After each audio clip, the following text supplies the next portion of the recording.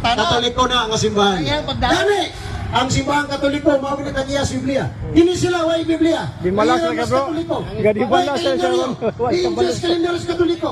Pagkahuman ang tagiya, mo ko ni sayo. Sila ang aigo ra na malit. Sila na malas ba, wala kabalo. Sa pagbalansin ninyo, mga dili Katoliko.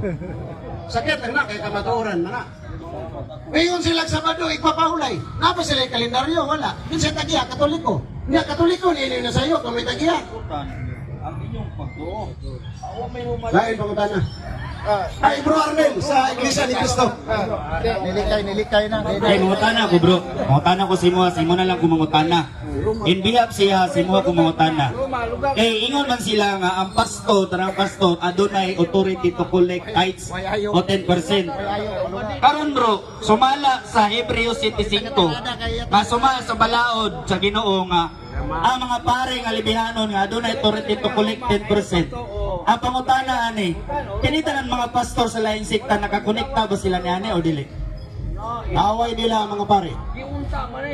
Kani mga pastor dire, magwali ni silang simbahan. Ang atakihon na ni pare sa Katoliko. Muna nga wali sila yung koneksyon sa pare.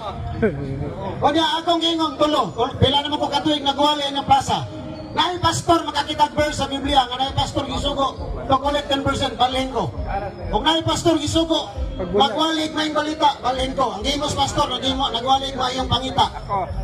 Kung naay pastor makakita sa Biblia nga naay pastor gisugo mabunyag balhin ko. Wala maigsoon. Kining mga pastor walay koneksyon ni Kristo. Ano man? Kay si Kristo ang iyang gitukod, gingarian sa mga pare. Dili pastor ang gitugo. Pinadayag 5 Gs.